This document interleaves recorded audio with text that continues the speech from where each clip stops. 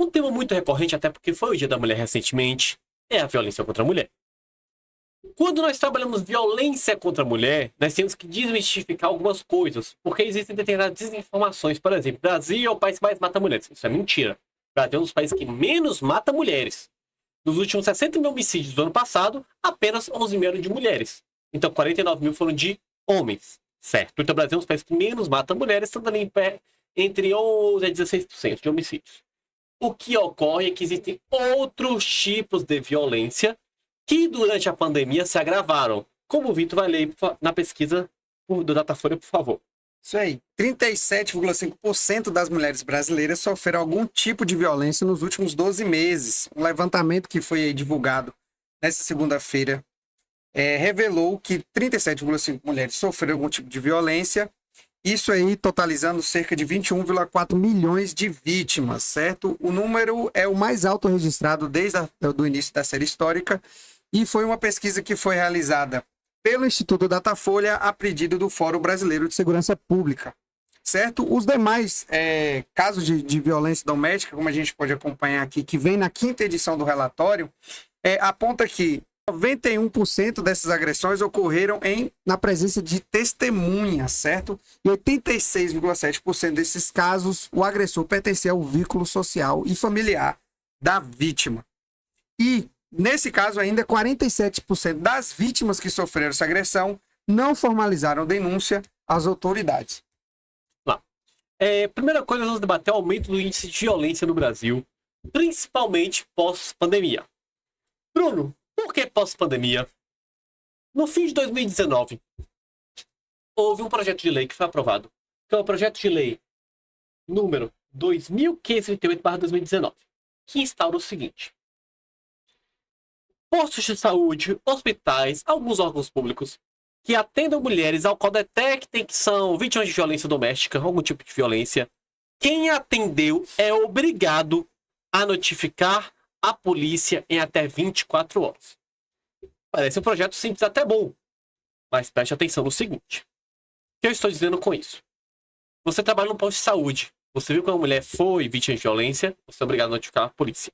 Fala, Bruno, parece que é certo. Procuradoria-Geral da Mulher entrou contra. Se eu não me engano, na época a OAB entrou contra. Ministério Público entrou contra. Todos os órgãos que trabalham lidando com agressores de mulheres entraram contra esse projeto. Mas, infelizmente, ele passou, graças a nossos maravilhosos deputados. Bruno, qual está sendo o problema? Projeto defendido por quem, principalmente? A galera que se desumanista. A galera que se... Ontem eu falei tanto dessa galera que quer zelar pelas pessoas e não sabe o básico. Pense comigo, vamos lá. Rapaz, as mulheres do Brasil são pobres.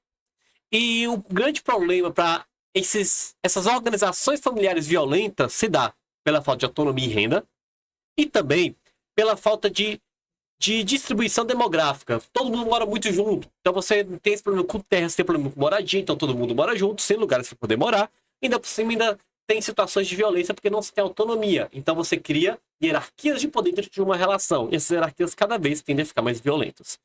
O que é que acontece? Pense comigo. Você apanhou, você está machucada.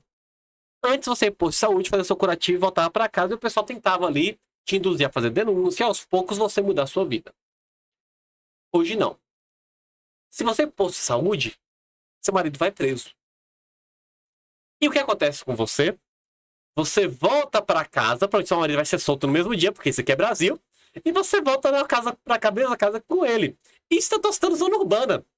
Quando a gente for para a zona rural, que é uma parte da extensão territorial do Brasil, você vai voltar para a mesma conjunta ali habitacional que todo mundo, historicamente, não faz denúncias. Só que eu faço uma pergunta, em algum momento você teve a opção de querer denunciar ou não? Então, primeiro, você obriga uma pessoa que foi vítima de violência a entrar no processo judicial, que pode ser que ela não queira, por pior que seja, tem que ser respeitado, porque nem todo mundo tem psicológico de participar de um processo judicial. Às vezes é muito mais danoso para a pessoa do que ser vítima de violência. Às vezes o processo judicial é uma violência contra a pessoa, porque isso aqui é Brasil, as coisas são muito terríveis, que é a nossa próxima manchete, esquizofrenia do judiciário. E o segundo ponto, já te passo a palavra, Vitor. O segundo ponto é o seguinte: você também obriga o membro que trabalha no hospital a entrar no processo judicial e denunciar contra a vontade dele alguém, senão ele é preso. Então, olha que interessante, vamos lá. Eu moro numa favela, eu trabalho num posto de saúde, chega uma mulher vítima de violência, eu sou obrigado a denunciar, eu entro num processo contra a minha vontade, ela também, e eu sou vizinho do cara. Porque normalmente quem trabalha em posto de comunidade tem embora perto de onde trabalha. E aí? Como é que fica? Aí você fala, Bruno, mas os números de violência aumentaram. Aumentaram ainda com mais subnotificações.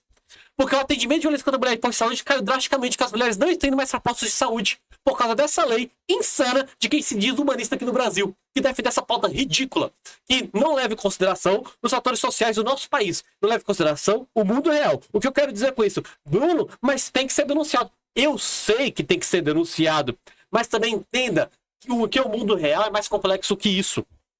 Então, olha o que acontece hoje. Uma mulher quebra um braço, uma costela, ela fica em casa sofrendo, porque ela não pode denunciar. E ainda assim, sem poder não denunciar, o número de denúncias aumentou. Pra você ver como as políticas públicas desse governo estão matando as mulheres dentro de casa. Então, comentar a respeito? Não, comentar ali, porque você pega, além dessas coisas que você falou, 57% das agressões ocorrem dentro da casa da vítima. Então, querendo ou não, quando ela vai denunciar, ela está denunciando um parente, alguém que é próximo. Às vezes, se ela denuncia o marido, os filhos estão envolvidos. E qual mãe vai querer fazer com que a imagem do pai para o filho seja de um agressor? Querendo ou não, tem essas preocupações. Às vezes a agressão ocorre. O pai agride a mãe na frente dos filhos, mas às vezes a mãe, no instinto de proteger a família num seu familiar que já está desgastado, é difícil. Então você vê aí que 57% das mulheres sofrem agressão dentro de casa, certo? E 47% dessas 90% 47% das mulheres que sofrem agressão não levaram a denúncia para frente. Exatamente. Isso ainda parte do princípio que é o Datafolha. O Datafolha é um programa de jornalístico governista. Então a gente sabe que eles puxam o saco do governo, inclusive as eleições desse ano. O que eles erraram grotescamente. Dados falsos, emitem dados falsos. E ainda assim, com esse desleixo, o número ainda aumentou. Com esse desleixo, mais as subnotificações. O que induz que o nível de violência está muito maior. Uma coisa que aqui no ranking da violência, do que se configura como violência, o que lidera aqui o ranking é as ofensas verbais. As ofensas verbais lideraram com 31,4%, enquanto as agressões físicas atingiram 16,9% das mulheres entrevistadas. Então, cerca de 17% de agressões físicas. Tá? A pesquisa também revela que cada vez mais mulheres foram vítimas foi vítima de violência sexual nesse período também. Só que aqui a gente não tem uma porcentagem de qual é o número de violência sexual cometida no período. Nesse quinto relatório, conforme a manchete aqui no Se Ligue Bahia.